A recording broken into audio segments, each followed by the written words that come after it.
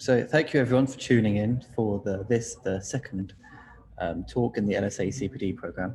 I'll give a brief introduction as to what this program is and why we're doing it. So essentially we're calling this collective peer development, and it's for our partner network, and it's essentially for all those within the partner network to share knowledge and resources and hopefully enrich their professional potential. Unlike other CPDs, we're trying to give the discussion that follows equal billing to the talks themselves, as I've personally found, and we've found in our research within the network, that the questions that people want answered occur then. And so we want to try and give as much freedom for that to happen. And so today we have Andrew Waugh of Waugh Thistleton. I don't think I need to introduce who he is. However, today we're going to be exploring, Andrew's going to be exploring the possibilities of mass timber and CLT and why his practice has pursued that as a material. And so without further ado, I'll hand over to Andrew. And while Andrew's talking, if you don't mind just stopping your video and muting yourselves, and then we can all start our videos once that begins after 30 minutes or so.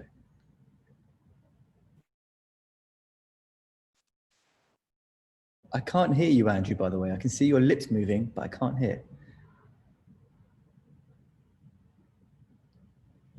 Let me just send you a text.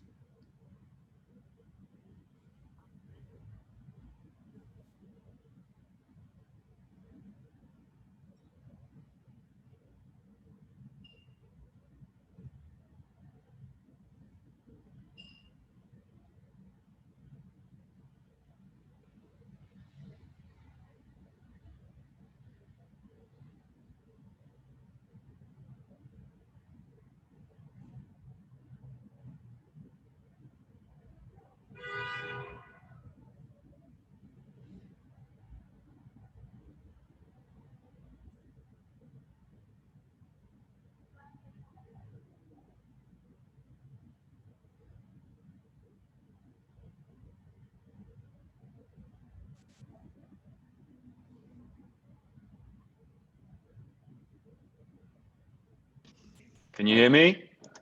Yes, we can hear you now. Wonderful. Thank you. Hey.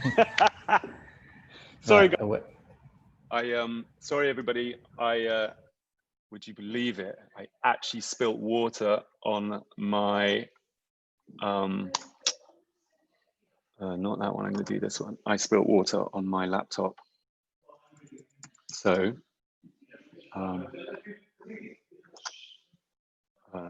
just give me 2 seconds. I spilled water on my laptop, so now I am, can you see my screen? Yes, we can, thank you. Can you see my Christmas card? Yeah, we can. Good, okay, well then we're in. And you can hear me? See, audio visual, great.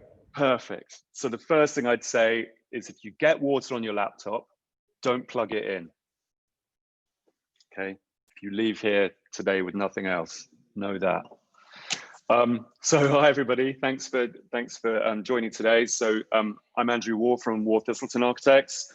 We are practice based in Shoreditch, and we've been going about 24 years.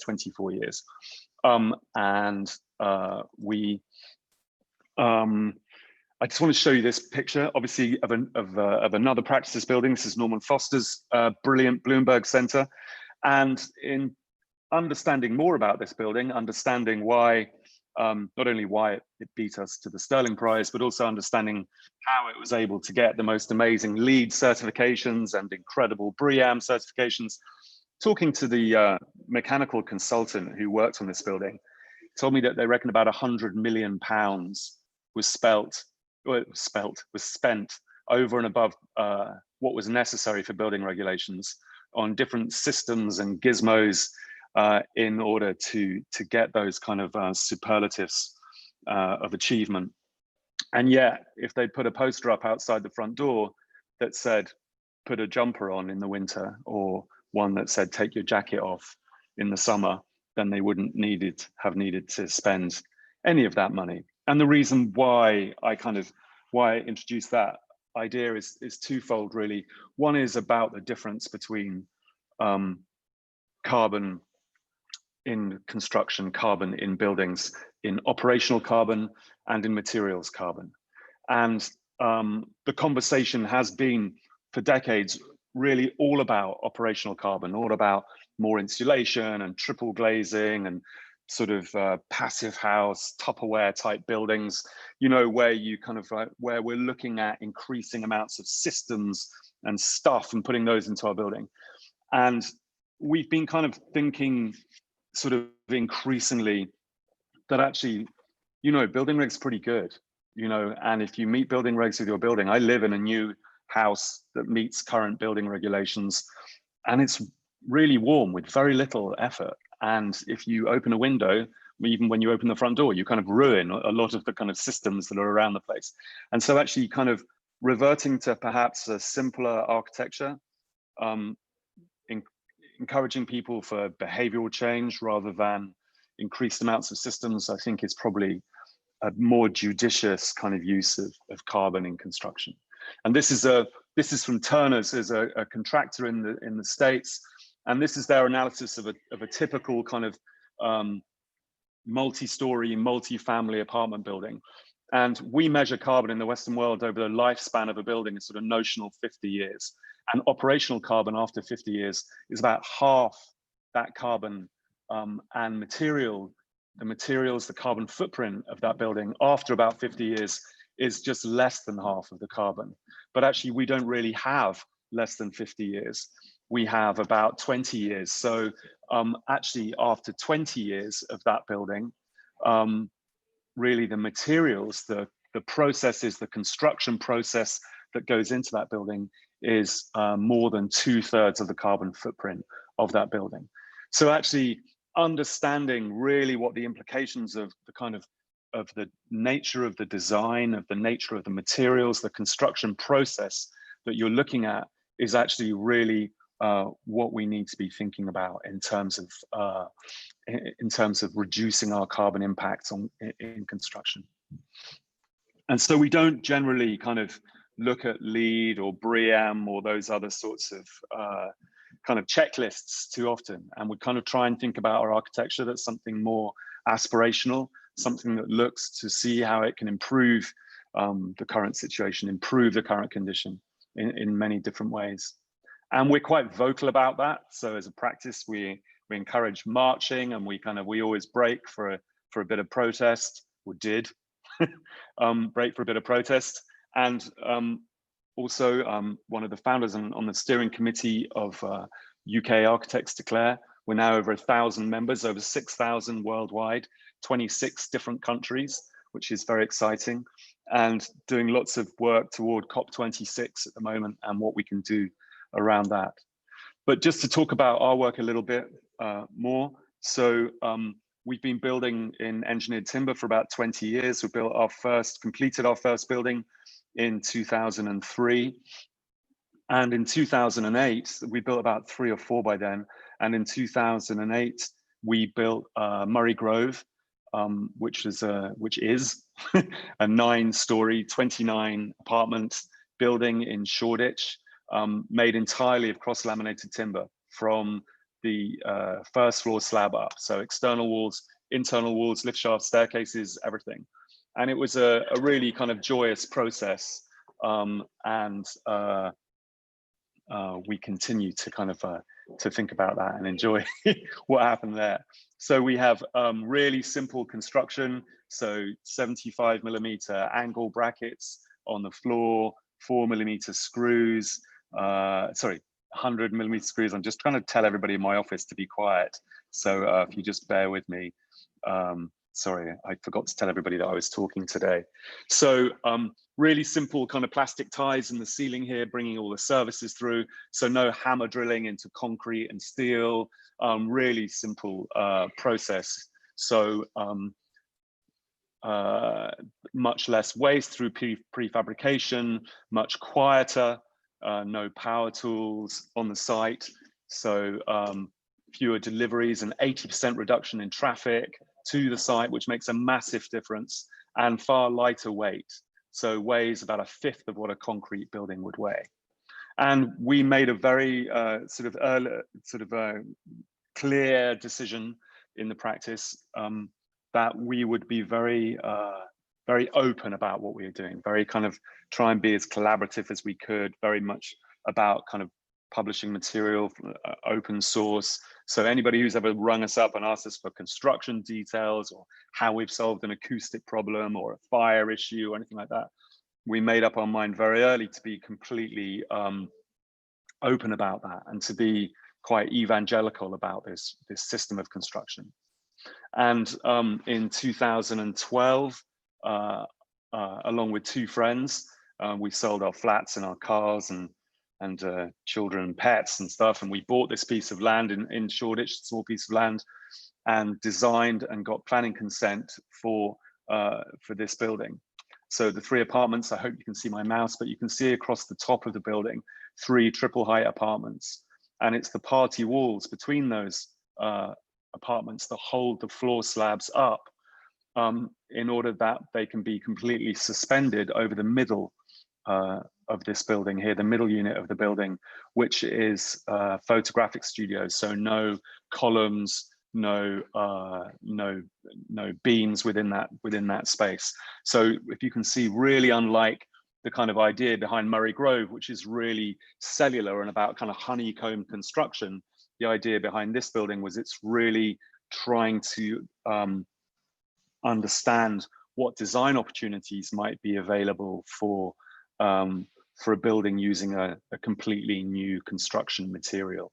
So that building there, you can see here, is gone up. So we use about just a little less than 2/3 of the timber per square meter in this building than we've used previously.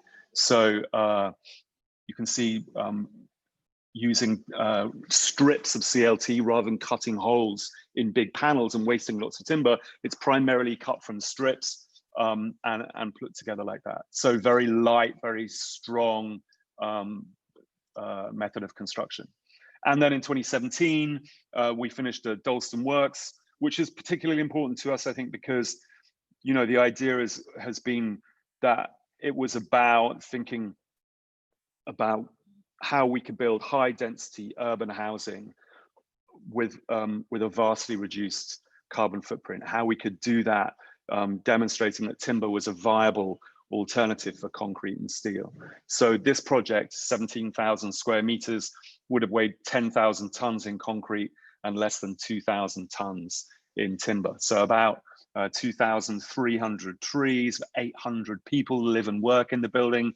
So less than 3 trees per person, no piles, the whole thing built on a raft foundation, and the entire structure built in 5 months. And you can see just quite how fast that building was by the time the train's gone past, the building's finished. And so again, you know, about thinking about all the buildings that have been built across the UK. We have about 600 buildings, just under 600 buildings now across the UK, built from CLT. And in 2018, we did a research project with the United States Department of Agriculture, and spoke to about 200 different architects, engineer, client teams about the buildings that they'd constructed, and then wrote that up as a study that's still available free online at thinkwood.com. And that's a study of 100 different engineered timber buildings across the UK in CLT. So much and in different, so speaking to those clients, speaking to those architects about the opportunities, some of the problems even that arose, and what the benefits of those buildings were. And then as for our own work, that's kind of the scale of that has gradually increased. We're working increasingly abroad as a practice. This is a project in Bergen. This is for about 2,000 residential units, primary school, community center, and other things. And this is linking the old part of Bergen with the new town of Bergen by building a new bridge across the lake and using that bridge to anchor the development. So the taller buildings toward the bridge, toward the northeast of the site, are built on a piled foundation, and then the buildings further forward are built on gabion foundations using rubble from the tunnels that are being built for the new urban transport system in the area. So hopefully that's a kind of more regenerative sort of approach to a local architecture. In fact, the Gabion foundations are designed in such a way to encourage oyster beds for oysters to help filter the water of the lake. So that's very much a kind of development, car-free development, which will be for all ages, for, you know, for young and old, etc. So, and opening that lake up for the first time in decades for public use. And we've begun thinking increasingly about not just the kind of the architecture of that building, but also the kind of the process of that construction. And that happened definitely on Murray Grove, where just the experience of construction, working with a lightweight material, working without dust and toxic fumes and all the rest of the things that we're so used to, actually working in a building material that could be put together so simply, that was prefabricated. And that excitement around prefabrication is something that's really infected our practice. And we've been involved with a number of different CLT modular factories. This is Legal & General's one, where we worked for 3 years, designing not only the prototypes and design guides, but also in this instance, the process engineering as well. And learning along the way a lot about not only the manufacturer of cars, of automated kind of processes, but also the design process and how that works too. So understanding about designing through supply chain.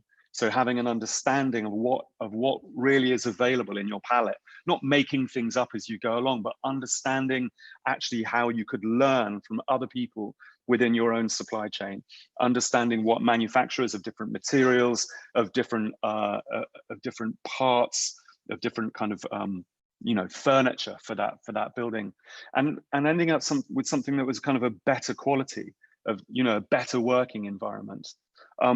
This is an Opel Ampera. So it's 6 years warranty on the road. So they're guaranteed to fix it for 6 years.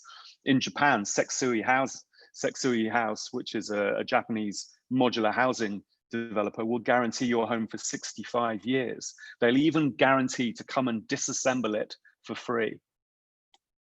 And looking at how those are built, so the vast majority of light gauge, vast majority of modular housing in the UK still built from light gauge steel.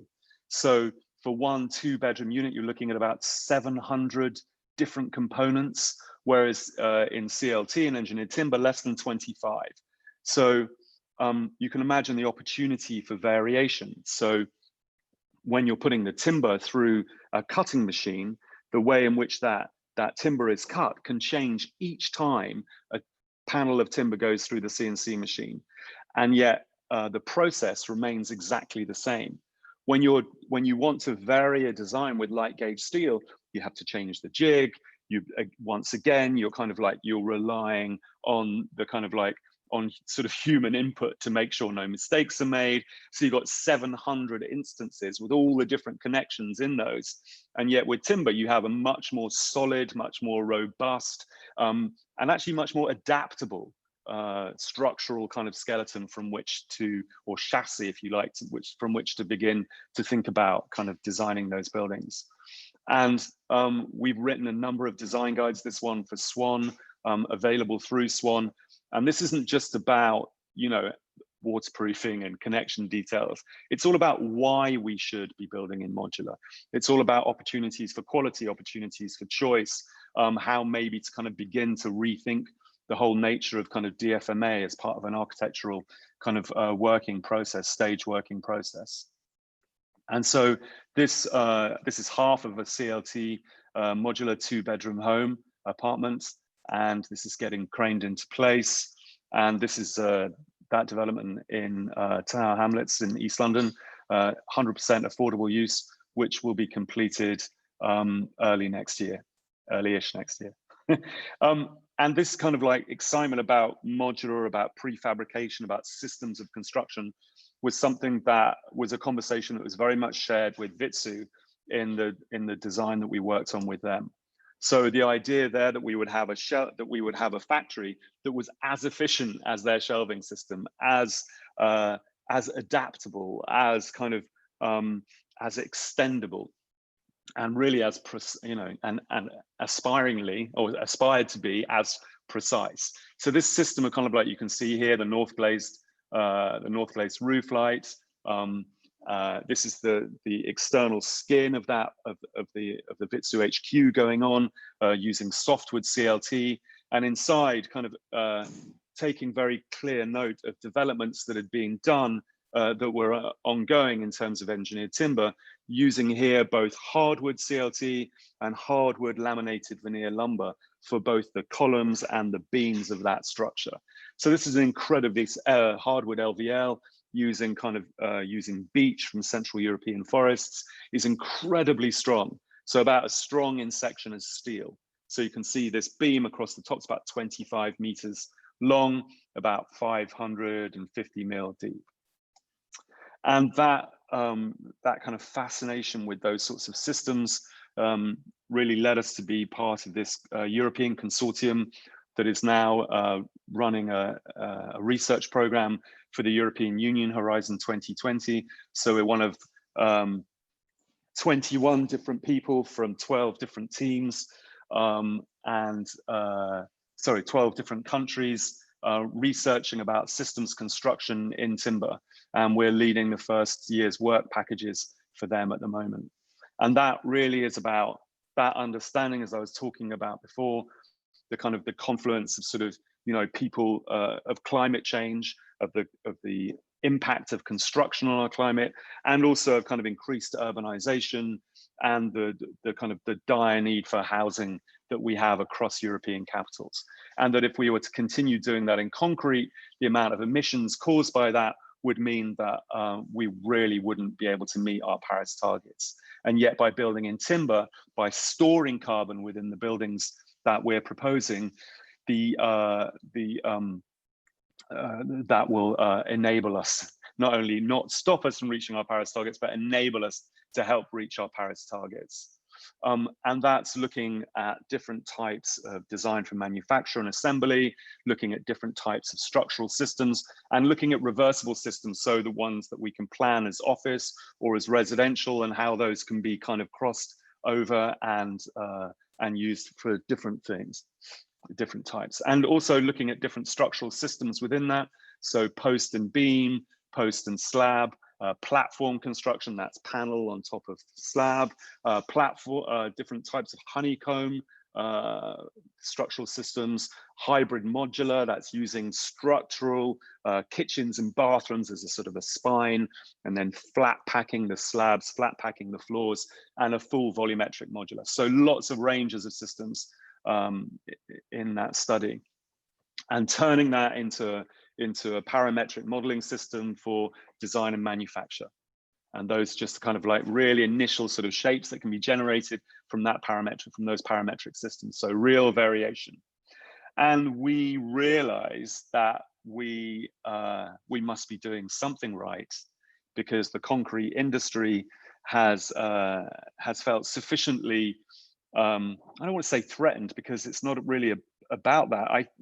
You know, they're acting now like the tobacco industry was acting in the 1990s. You know, so we are seeing an awful lot of lobbying to UK governments from the concrete industry, an awful lot of misinformation being put out by the concrete industry.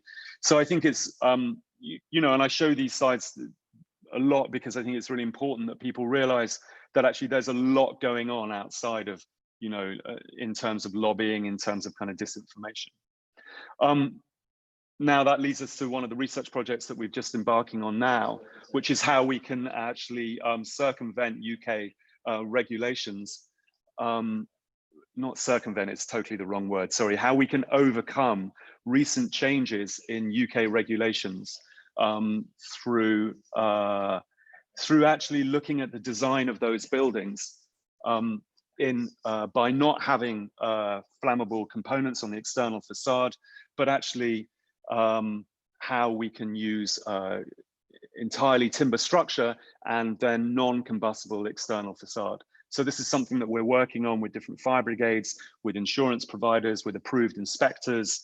And this will be, as I was saying, an entirely timber structure. So calls, walls, slabs, non-combustible facade, external steel balconies, and will be fully warranted and fully costed. What we were finding is that so many local authorities, housing associations, developers are really keen to do this, to actually achieve a properly net zero carbon building, which right now we can't achieve unless we go out and plant lots of trees, which is a good idea, but we can't achieve that through the structures we're looking at. And yet there is a pathway, we believe, through current building regulations where that is achievable. So what we're doing now is as part of a kind of ongoing piece of research within the practice, is to have that as a demonstrating model that we can then share with the industry. And then this is something really just to wrap up here that we're kind of excited about at the moment, which is the opportunities that there are from rebuilding on the structures that we have already, the concrete, the vast amounts of concrete that have already been erected across the world. This is Manhattan, where the average age of an office building is more than 80 years old. So we're looking at opportunities for where we can take existing structures, existing foundation, take the redundancy that's within that structure and load it with timber. So build on top of those buildings, build around those buildings without increasing the existing concrete structure, without increasing the existing concrete foundation. So this is a project in Amsterdam at the moment. It's a new headquarters building in Amsterdam, 30,000 square meters. And that's using, oh dear, that slide, sorry. This using an existing 9,000 square meter concrete building and building on top and around that building, but using the existing concrete structure for the sort of sheer capacity to take the wind load, if you like, of the new timber building around it.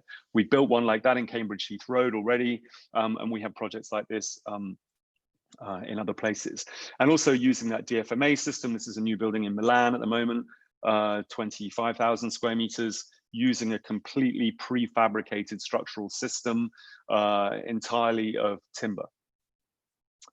This is one where we are taking a look at different types of engineered timber. So this is a sterling board, chipboard, basically kind of laminated together to form box beams and box columns to build a kind of systematized office building, which will be in 12 different countries.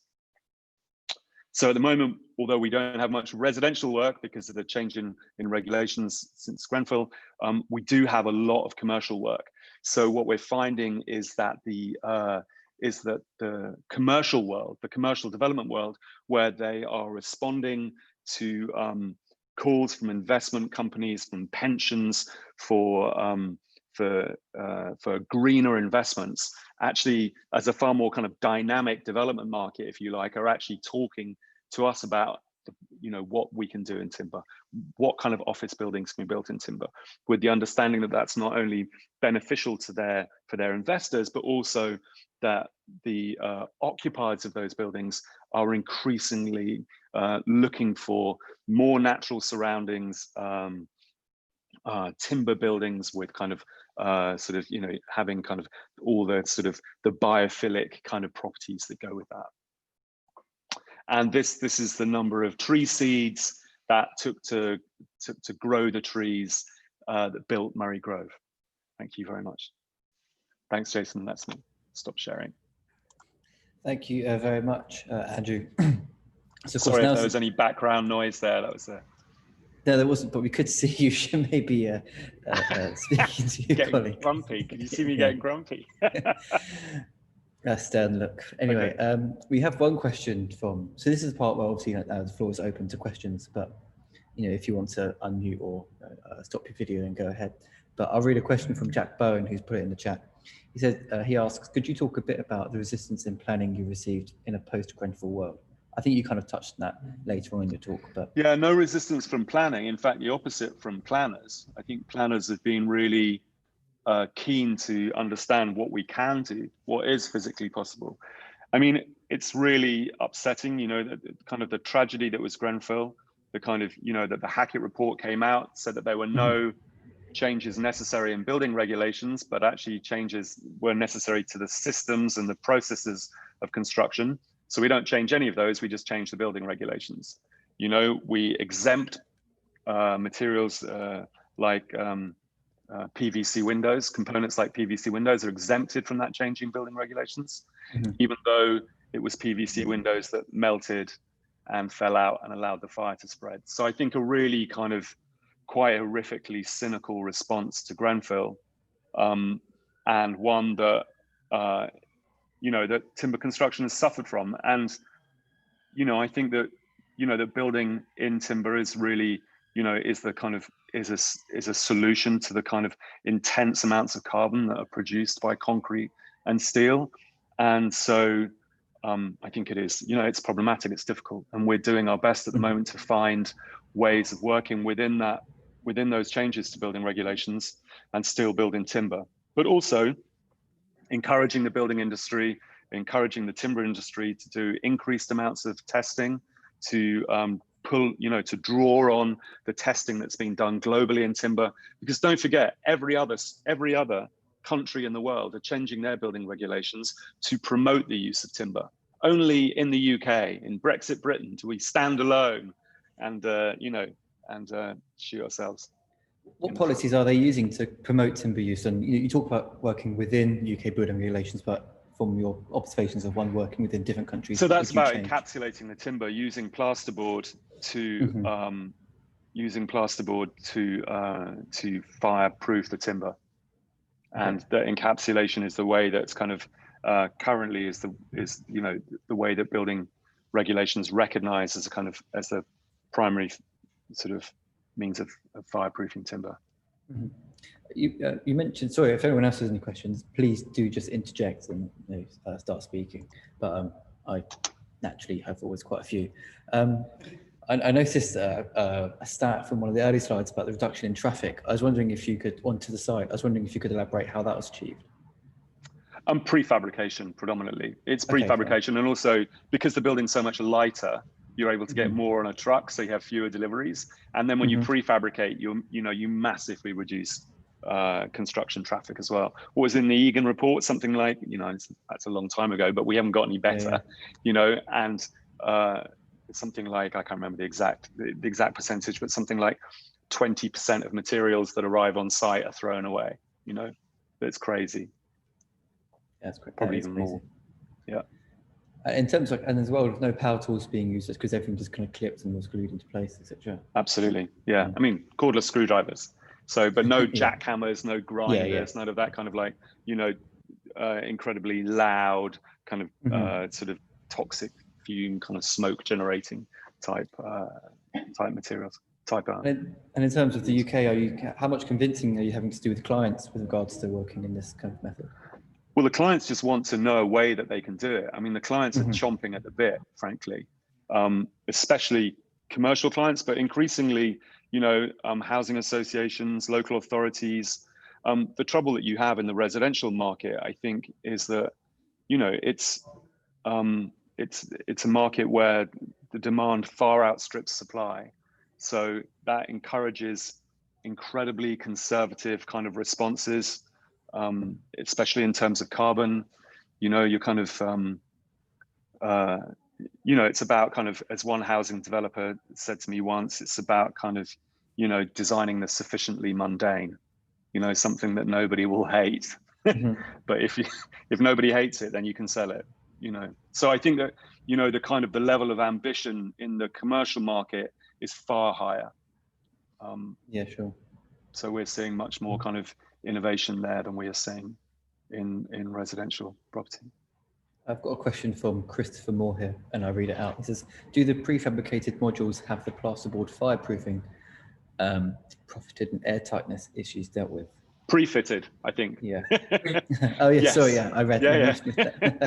Yeah, definitely they do. Absolutely. Yeah. I mean, the thing about timber is because you're kind of like, generally in timber construction, you're using platform construction. So the building's operating under compression. And it's also, those panels are cut plus or minus a couple of millimeters. So your airtightness is fantastic, even without trying, even without lots of kind of toothpaste or kind of like spread all over the place. Got a question from Sam Hart. Says, Andrew, do you foresee issues post-Brexit in regard to global price and demand fluctuations for timber that might cause any issues?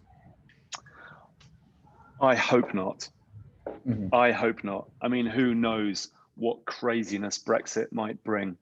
You know, I hope that in the UK we'll be producing our own CLT in the not too distant future. And if that's the same Sam Hart, I think it is, then he knows that too. So that would be great if we're producing our own CLT. You know, I have to say that the distance from Salzburg to London is about the same as the distance from Inverness to London. So actually, you know, as a kind of massive pro-European, as you may have noticed, I don't see that as so much of an issue. Certainly in comparison to the production of concrete and steel, not too much of an issue. But I don't know. We'll have to wait and see what happens. I hope not. I hope not. Mm-hmm. Okay, the questions are kind of coming. And also the other thing is, amazingly, the cost of timber always seems to kind of fluctuate alongside the cost of concrete and reinforcement bar. So I'm optimistic that some of those Austrians and Swiss and Germans will you know, adapt their financial model to suit the UK market. What about Scottish CLT? Is pursuing that? Or? I'll pursue it, absolutely, I'll pursue it. I mean, the thing is, you know, what the Austrians told us years ago was that we could never make CLT in the UK because our trees aren't very good, you know, they're not very strong, doesn't get cold enough, they're grown too closely together, all of which is true about the growing and stuff like that. But actually, what we have found, what has been found through research, is that actually the strength of the timber isn't terribly important, because once you cross-laminate it, you're getting so much strength across both grains there that actually the strength of CLT, also the depth of the CLT is as much about vibration on a floor slab, you know, and as much as about kind of like, as it is about the structural strength needed. So actually CLT from Scotland, I'm sure will be completely viable. Sure. Karen Anderson asking a question, says, are you anticipating using the platform of COP26 to bring the benefits of CLT to wider audiences? Absolutely. And also I think just, you know, absolutely, but also I think, you know, on a wider agenda, just about embodied carbon and the fact that, you know, this kind of Western notion that we have of kind of like, you know, more systems, more stuff, more systems. The only way out of a problem is to apply more stuff onto that problem. You know, it's the kind of stuff that got us into the problem in the first place. So this kind of like, you know, it's kind of keep digging mentality, I think is something very core to how the industry needs to reevaluate, needs to change. And, you know, construction alone is about 25% of our, you know, of our CO2 emissions in the UK. We need to seriously rethink, we need to make commitments to COP26 about reductions in carbon in construction. So I think it's going to be really important in the next 10 months or so to really pull the industry together to think about what commitments we can make at COP26 as an industry in terms of reducing our emissions. I've got a question from Charles, who asks, are there impact studies on the loss of wildlife due to increases of deforestation due to commercial timber, for commercial timber? Yes. There are loads and loads of research about that, and it's something that we take very seriously. I've been into, you know, the whole office. As a practice, we went into the Alps in Austria. We spoke to lumberjacks. We kind of went up mountains. We spoke to the lumber yards. We have good relationship with FSC and with PEFC, so we clearly understand what the kind of the environmental impact is of kind of like afforestation. But I would say that, you know, the FSC, PEFC, all the timber we use is certified. So that kind of that sort of husbandry and those forests is incredibly important. So understanding what the impact is of that crop, and it is a crop. We're not talking about going in to wild forests. I mean, it's just like, you know, it's the difference. You know, it's comparing you know, lions and sheep, really.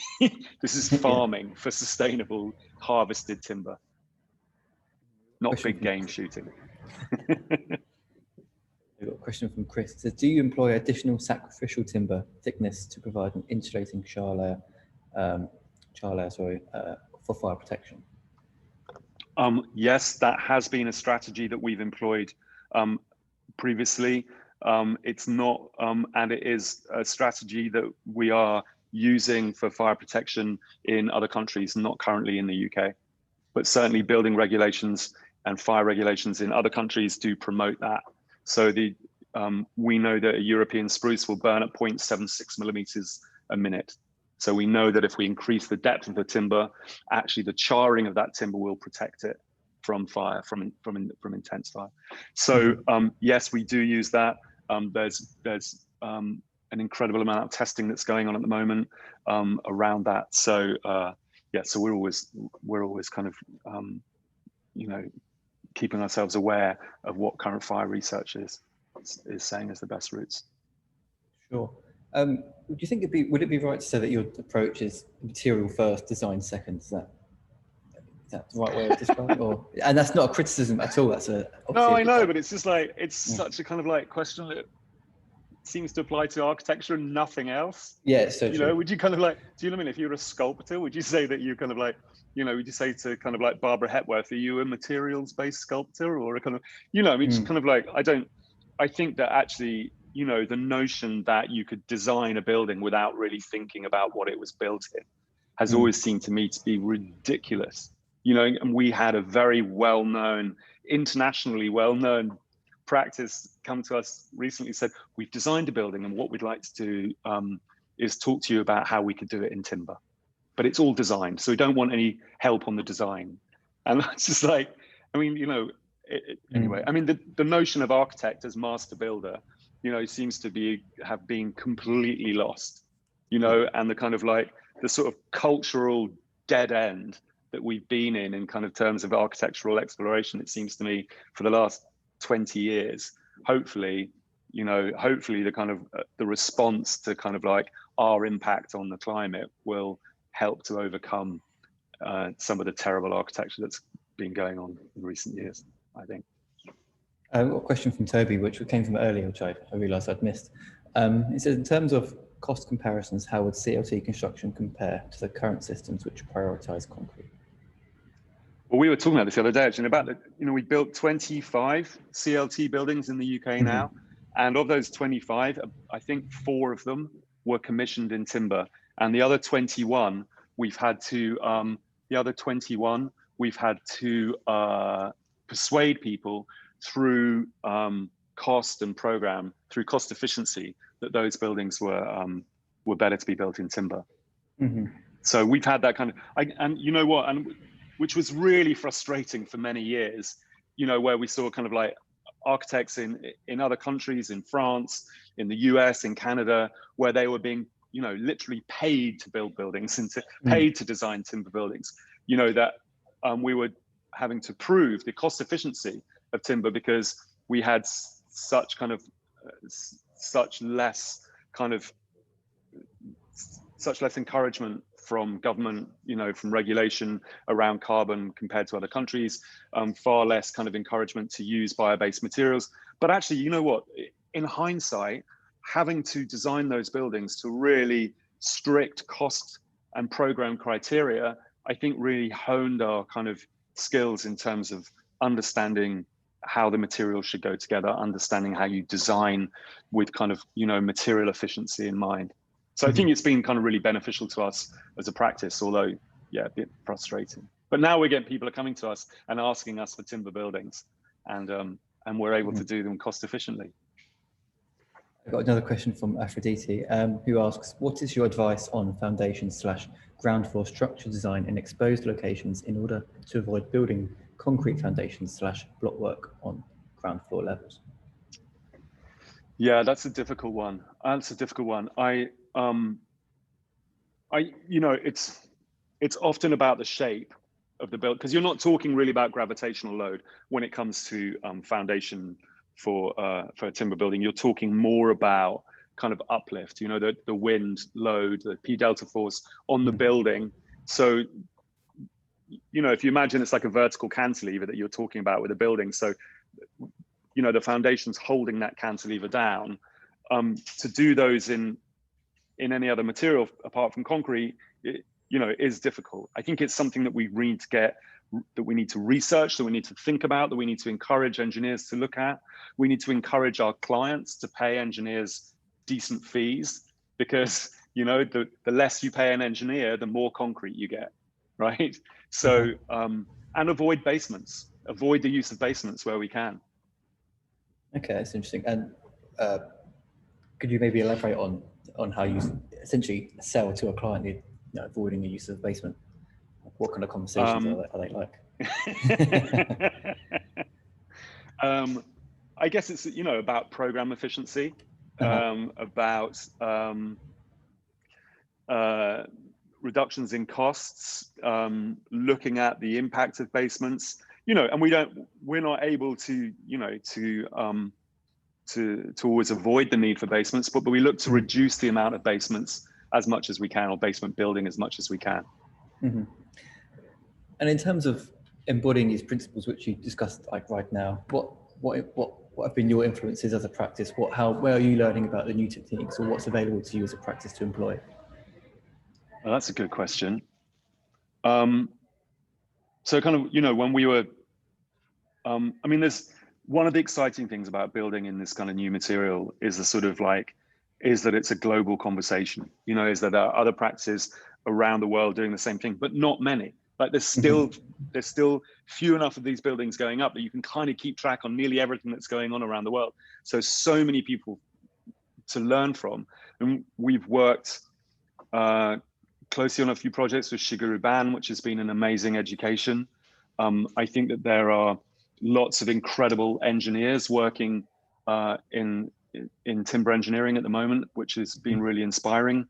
But there's also kind of, I think that kind of, you know, an ethos-based practice, you know, having an ethos at the core of your practice, you know, one which is really kind of identifiable, one which kind of like, you know, which you kind of come back to as a practice in the design process, and, you know, in decisions that you're making through your architectural practice has been really important to us.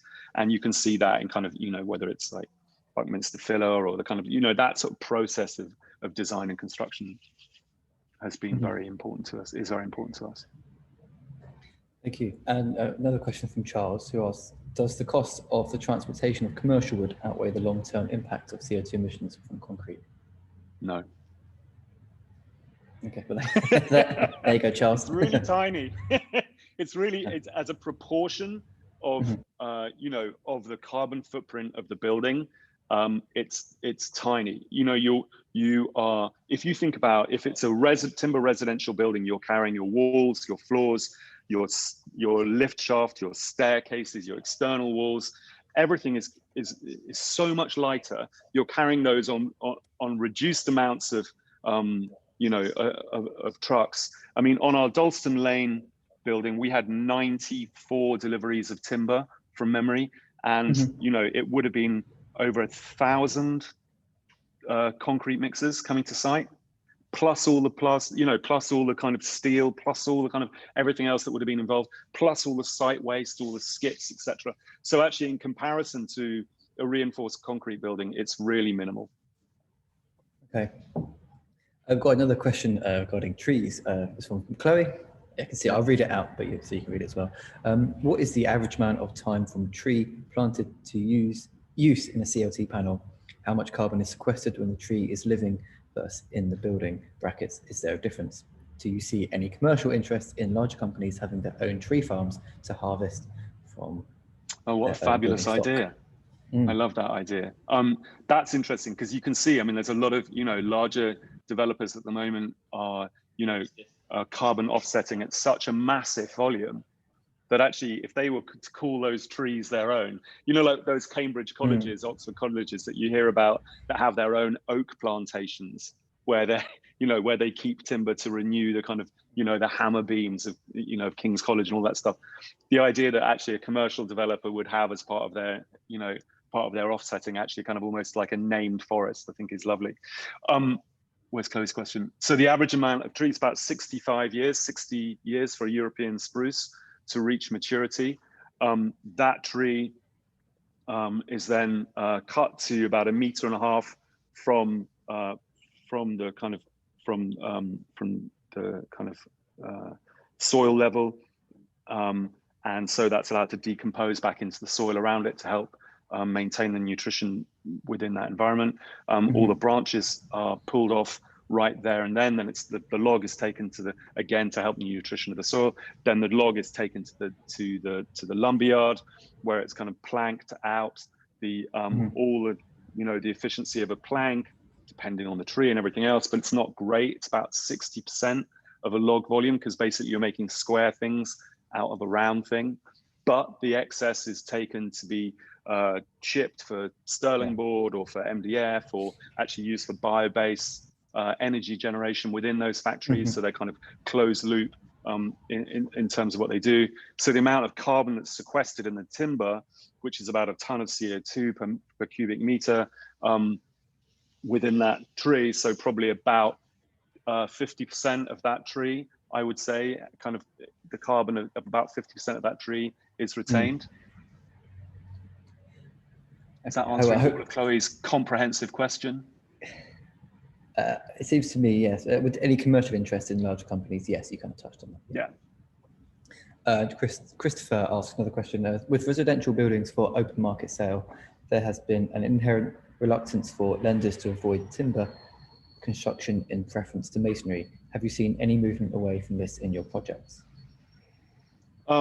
It's a funny one. That, I mean, what we're beginning to see elsewhere in Europe and in the United States is actually a kind of is a dividend for buildings that can demonstrate reduce carbon in their construction. Is you're actually seeing an opportunity for developers to, marketing their buildings on the basis that, marketing their flats on the basis that they're built from timber. In the UK, all the developers have always told us, oh, don't tell anybody it's made of timber. People aren't interested in green, in buying green buildings. And, it's about the amount of space and, and how many bathrooms they've got. That's where they're making the decision. So we've always been really kind of deterred from doing that. And yet all the information that we get is that people are really interested in this and are really excited about this. And when they're spending, more than they will ever spend on anything else, they're trying to do that in the greenest possible way that they can. I also think that people like housing associations, local authorities who are often, motivated toward low carbon, are also looking at that. You've got build to rent investment companies who have ESG to perform to environmental and social governance policies to respond to, they're looking at how you can build in timber as well. So in terms of the Council of Mortgage Lenders, and actually, I've got a mortgage from the Woolwich, but I think that that's changed just in the last 18 months, post the kind of change in building regulations after Grenfell, as I'm sure lots of people have seen. So that's a new problem, and something we're looking to find ways to research and demonstrate, working with those industries. So we're working with insurers, with warranty providers, with the Council of Mortgage Lenders to try and overcome some of those concerns. So we're working on it. Sure. That's actually quite interesting to learn. I'm surprised that developers aren't so keen to tell about or shout about the fact reductions in energy bills, for example. Yeah. It's apparently not something that sells flats. Yeah.